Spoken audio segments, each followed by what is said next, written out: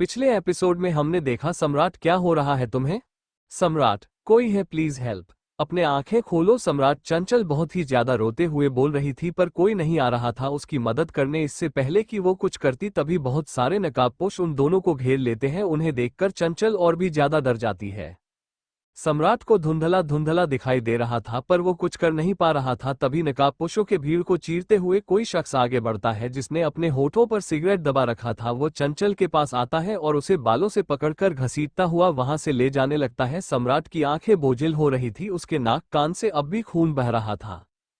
उसके पूरे बदन में एक असामान्य दर्द हो रहा था जो कि उसके चेहरे पर साफ दिख रहा था। वो शख्स कोई और नहीं था बल्कि वह ईशा का भाई रणधीर था। वो बहुत बुरी तरह चंचल को घसीटते हुए लेकर जा रहा था। सम्राट सम्राट चंचल बुरी तरह चिल्ला रही थी। उसकी आंखों से लगातार आंसू बह रहे थे। वो बस सम्राट के पास जाना चाहती थी। वो रणधीर की पकड़ से आजाद होने की लगातार कोशिश कर रही थी पर रणधीर की पकड़ भी उस पर कसती जा रही थी। सम्राट दर्द से कराहता हुआ वहीं गिर जाता है। ये देखकर चंचल और भी जोर से चिल्लाते हुए बोली, सम्राट कोई तो मदद करो प्लीज हेल्प। आसपास खड़े लोगों की हिम्मत नहीं हो रही थी चंचल या सम्राट की मदद करने की। रणधीर के आदमी सम्राट की तरफ इशारा करते हुए बोला, बॉस इसका क्या करना है।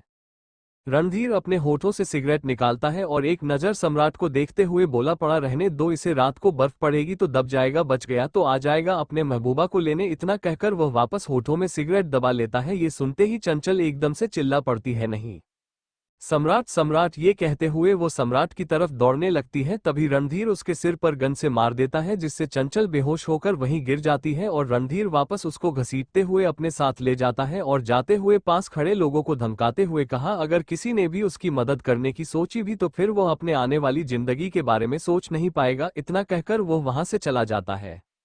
सम्राट अपनी अध खुली आंखों से ये सब देख रहा था। उसकी जिंदगी, उसकी मोहब्बत, उसकी चंचल उससे दूर जा रही थी और वो कुछ भी नहीं कर पा रहा था। अगले ही पल उसकी आंखें पूरी तरह से बंद हो जाती है। उसका पूरा शरीर नीला पड़ जाता है। आसपास खड़े लोग उसे वैसे ही छोड़कर वहां से चले जाते हैं। रणधीर अपनी गाड़ी में बैठा था। उसका आदमी गाड़ी चला रहा था। वह आगे वाली सीट में बैठा था और पीछे वाली सीट पर चंचल बेहोश पड़ी थी। उसके सर से खून बह रहा था। रणधीर गाड़ी में लगे मिरर से उसे ही देख रहा था। उसकी आंखों में बेहिसाब गुस्सा था। कुछ ही देर में उसकी गाड़ी एक जगह पर आकर रुकती है जहां उसका प्राइवेट चॉपर खड़ा था। वह गाड़ी से बाहर आता है, चंचल को अपने कंधे पर लटकाता है और अपने चॉपर में बैठकर चंचल को अपने साथ लेकर दुबई चला जाता है। दुबई जहां का वो बादशाह था, जहां सिर्फ और सिर्फ उसका राज चलता था, जहां उसका सिक्का चलता था।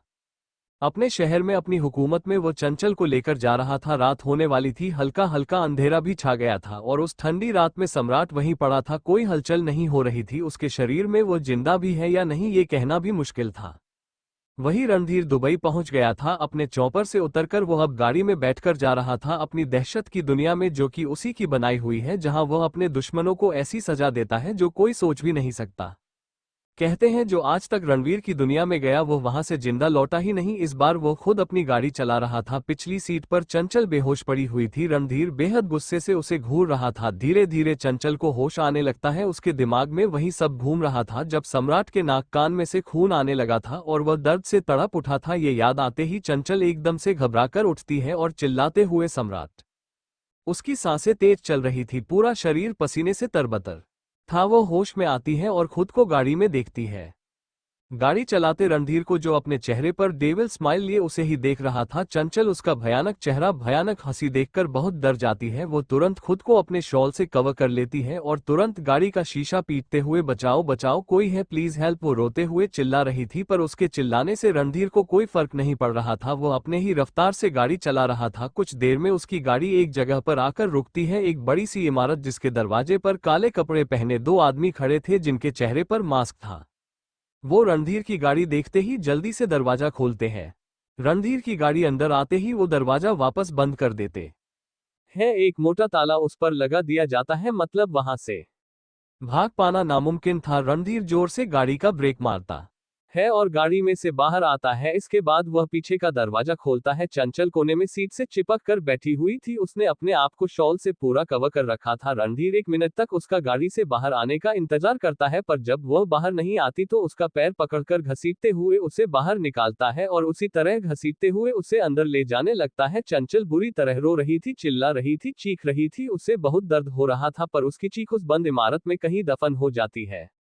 वहां का माहौल बहुत डरावना था। हर जगह काले कपड़े पहने और चेहरे पर काला मास्क लगाए आदमी हाथों में बड़ी बड़ी बंदूकें लेकर घूम रहे थे। कोई किसी से बात नहीं कर रहा था। इमारत के अंदर तो और भी भयानक मंजर था। जगह जगह पर खून के धब्बे लगे हुए थे, कुछ पुराने तो कुछ ताज़ा। लोगों के चीखने चिल्लाने की आवाज आ रही थी।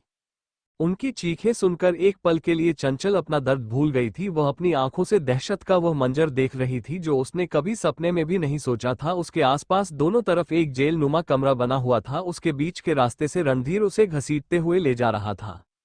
आसपास जेल के अंदर लोगों का बहुत बुरा हाल हो रहा था। पता नहीं क्या किया था उन लोगों ने जो रणधीर के आदमी उन्हें भयानक टॉर्चर कर रहे थे। उन लोगों में लड़के भी शामिल थे और लड़कियां भी, आदमी भी, औरतें भी थे।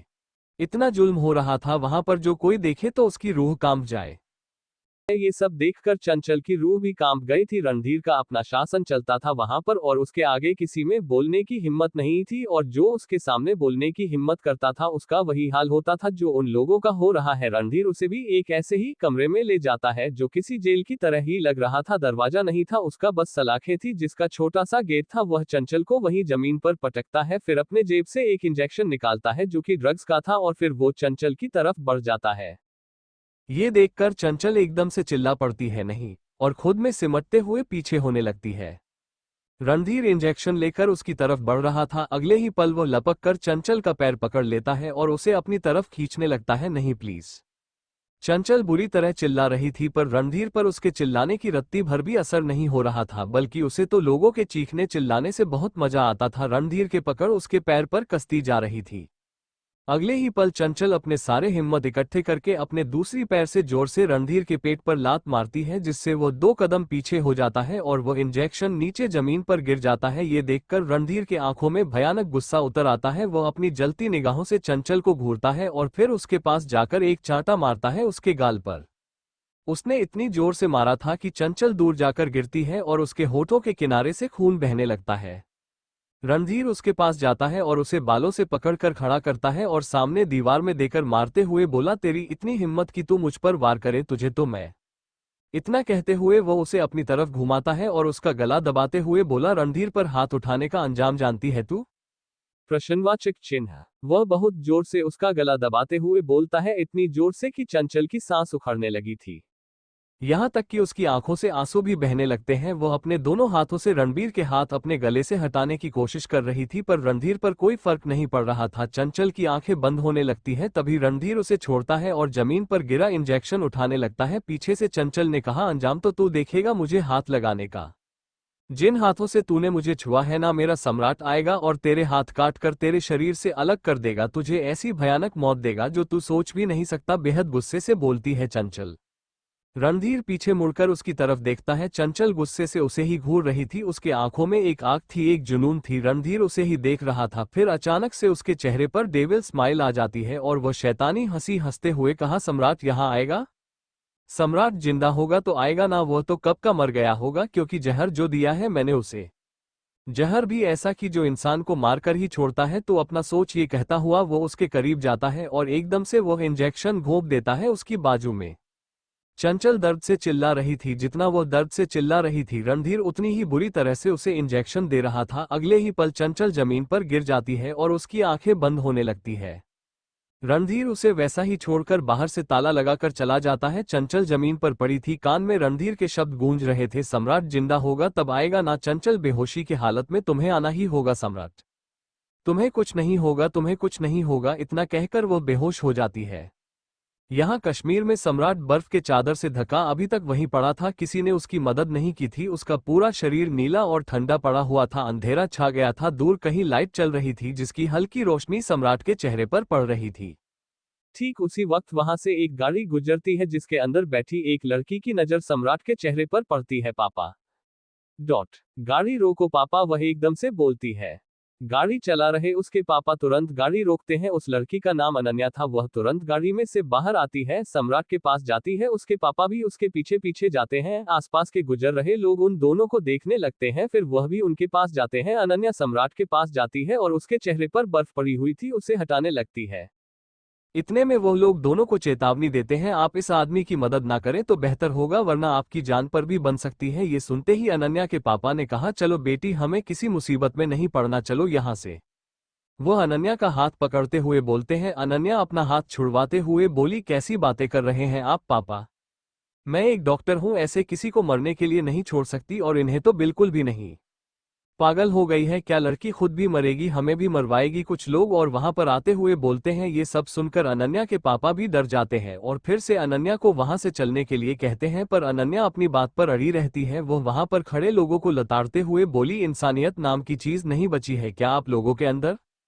अगर इनके जगह आपका कोई जान पहचान वाला कोई रिश्तेदार या आपकी बेटी होती या आपका बेटा होता, तब भी आप लोग ऐसा ही करते, तब भी छोड़ देते उसे मरने के डर से। और पापा, आप जिस आदमी को मरने के लिए छोड़कर जा रहे हैं, अगर यह नहीं होते तो मैं भी जिंदा नहीं होती। यह सुनते ही उसके पापा हैरानी से उसकी तरफ देखते हैं। ये तुम क्या कह रही हो अनन्या? मैं ठीक कह रही हूँ पापा। आपको याद है पढ़ने के लिए जब मैं मुंबई गई थी तो कुछ गुंडे मेरे पीछे पड़ गए थे, मेरे पैसे छीन लिए और मुझे गलत लोगों को बेच रहे थे। तब इन्होंने मेरी जान बचाई थी, मुझे अपनी बहन माना था। और अब आप चाहते हैं कि जिस भाई ने मेरी जान बचाई उस भाई को आज ये बहन मरने के लिए छोड़ दे? बिल्कुल नहीं। मैं आज जो कुछ भी हूँ इन्हीं की वजह से हूँ और मैं इनकी जान बचाकर ही रहूंगी। इतना कहकर वो सम्राट को बर्फ से बाहर निकालने की कोशिश करने लगती है। अनन्या की बातें सुनकर उसके पापा को खुद पर बहुत शर्म महसूस होती है। वह भी सम्राट को बाहर निकालने लगते हैं। पास खड़े लोग भी उनकी मदद करते हैं। कुछ देर में वह सब सम्राट को बर्फ से बाहर निकाल लेते हैं। जल्दी से सम्राट को अनन्या अपनी गाड़ी में डालकर अस्पताल ले जाती है। सम्राट की हालत बहुत ज्यादा खराब थी, उसका पूरा शरीर नीला पड़ा हुआ था। उसे देखते ही अनन्या समझ जाती है कि सम्राट को जहर दिया गया है, क्योंकि उसके गले पर भी इंजेक्शन का मार्क साफ नजर आ रहा था। उसने फोन करके तुरंत अस्पताल में डॉक्टर की पूरी टीम को बुला लिया था। कुछ ही देर में सम्राट को लेकर हॉस्पिटल पहुंचती है अनन्या और जल्दी से सम्राट को ऑपरेशन थिएटर ले जाती है। सभी डॉक्टर सम्राट को देखते ही कहते हैं, अनन्या यह आदमी तो मर चुका है। ये सुनते ही अनन्या सम्राट के पास जाती है और उसकी धड़कन देखती है और वो एकदम से बोली, लेकिन हार्टबीट चल रही है अभी।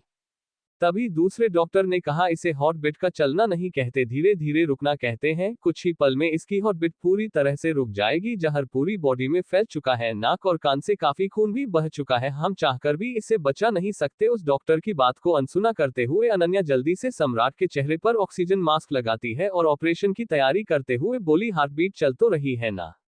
1% चांस है, पर है तो सही ना, और मैं ये 1% चांस भी गंवाना नहीं चाहती, ताकि आगे जाकर मुझे यह ना लगे कि मैं इन्हें बचा सकती थी, पर मैंने कोशिश भी नहीं की। इतना कहकर वह सम्राट के ब्लड का सैंपल लेने लगती है ताकि जहर का पता चल सके।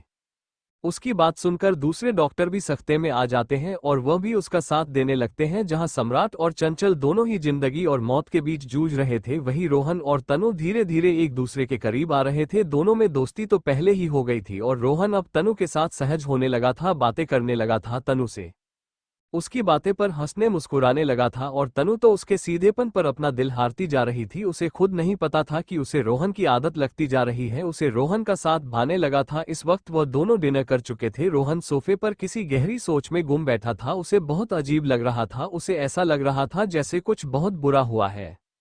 तनु देखती है कि रोहन इस वक्त चुपचाप बैठा है, कुछ सोचते हुए वो किचन में जाती है। 2 कप कॉफी बनाकर रोहन के पास जाकर बैठते हुए बोली, क्या बात है, कोई परेशानी है? इतने चुप चुप से क्यों हो आज? इससे पहले कि वो कुछ बोलता तभी उसका फोन रिंग करता है, जो कि शोभा जी का था। बड़ी माँ का फोन। वह भी इस वक्त वह मन ही मन बोलता है। फोन उठाकर अपने कान से लगा लेता है। सामने से शोभा जी की घबराई हुई आवाज आती है और जो वह रोहन को बताती है उसे सुनकर रोहन के भी होश उड़ जाते हैं। मैं अभी आ रहा हूँ, इतना कहकर रोहन फोन कट कर देता है। क्या हुआ? तुम इतना परेशान क्यों हो? किसका फोन था? तनु एक के बाद एक सवाल पूछने लगती है। रोहन उसका चेहरा देखते हुए मन ही मन, अभी इसे कुछ भी बताना ठीक नहीं होगा, पहले ही काफी परेशान रह चुकी है। वह बहाना बनाते हुए कहा, कुछ नहीं, वो किसी आदमी को पकड़ना था तो वह आज हाथ आया है, तुम आराम करो, मैं थोड़ी देर में आता हूँ। इतना कहकर वह गाड़ी का चाबी उठाकर तेजी से बाहर निकल जाता है। बाहर से गेट लॉक कर जाता है। तनु बस उसे जाते हुए देखती रह जाती है। रोहन जितनी तेज हो सके उतनी तेज गाड़ी चला रहा था। उधर डॉक्टर भी अपनी पूरी कोशिश कर रहे थे सम्राट को बचाने की। एक नर्स अंदर आते हुए बोली, पेशेंट का ब्लड रिपोर्ट आ गया है। वह एक रिपोर्ट अनन्या की तरफ बाते हुए बोलती है। अनन्या जल्दी से वह रिपोर्ट पढ़ती है। ओह माय गॉड, कितना खतरनाक जहर दिया है सम्राट भाई को। वह रिपोर्ट को दूसरे डॉक्टर की तरफ बाते हुए बोलती है। वो डॉक्टर रिपोर्ट को देखते हुए बोले, सच में ये जहर तो आसानी से मिलती भी नहीं, तभी पेशेंट की बॉडी इतनी नीली हो गई है। पर इस जहर को काटने की एक ही दवाई है और अफसोस कि यहाँ तो ये दवाई मिलेगी भी नहीं। बड़े शहर जाना पड़ेगा और हमारे पास वक्त बहुत कम है। अनन्या को भी सब रास्ते बंद होते नजर आ रहे थे। वह अपना सर पकड़कर वहीं बैठ जाती है। यहाँ दुबई में चंचल उस जेलनुमा कमरे में बेहोश पड़ी थी। उसके होठों पर लगा खून बहकर सूख गया था। बाल बिखरकर उसके चेहरे पर आ रहे थे। एक हल्की सी लाइट जल रही थी वहां पर, जिसकी रोशनी चंचल के पूरे बदन पर पड़ रही थी। बेहोशी में उसके कपड़े भी अस्त व्यस्त हो रहे थे। अपने कमरे में बैठा रणधीर कैमरे से उसे ही देख रहा था। उसके एक हाथ में सिगरेट थी, दूसरे हाथ में विस्की, जिसे पीते हुए वह बड़े अजीब तरीके से चंचल के बदन को देख रहा था। यहाँ मुंबई में रोहन राठौर मेंशन पहुंच गया था। जैसे ही वह अंदर जाता है तो उसे हॉल रूम में ही रोती हुई शोभा जी नजर आते हैं। रोहन जल्दी से उनके पास जाता है, उन्हें शांत करते हुए कहा, बड़ी माँ क्या हुआ, किसका फोन आया था?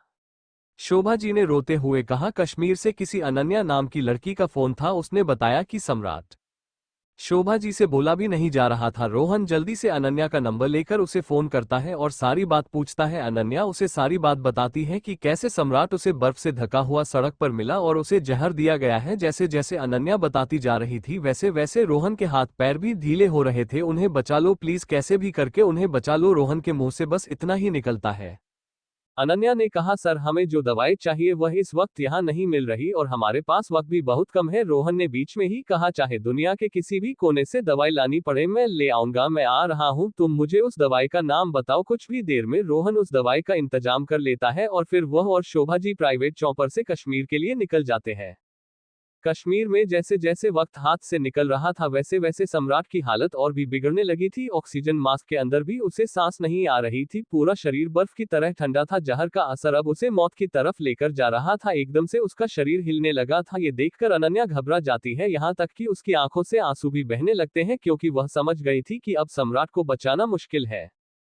अब अगर वो दवाई भी देंगे तो भी वो असर नहीं करेगी। वो जल्दी से उसके पास जाती है और उसके हाथ रगड़ने लगती है। दूसरे डॉक्टर सम्राट के पैर रगड़ने लगते हैं, पर सम्राट की हालत बिगड़ती जा रही थी। ठीक उसी वक्त रोहन भागा भागा अंदर आता है, पर जैसे ही वह अंदर आता है सम्राट का हाथ अनन्या के हाथ से छूटकर नीचे लटक जाता है। ये देखकर शोभा जी एकदम से चिल्लाती है, सम्राट।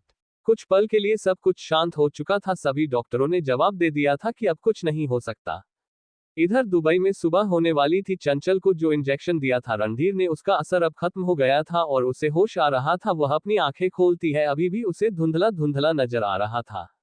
वह अपना एक हाथ जमीन पर रखकर उसका सहारा लेकर उठकर बैठती है। जैसे ही वह सामने देखती है तो अपने सामने रणधीर को देखती है, जो कि उसके सामने कुर्सी डालकर बैठा था। उसके पास एक भट्टी जल रही थी जिस पर सरिया गर्म हो रहा था।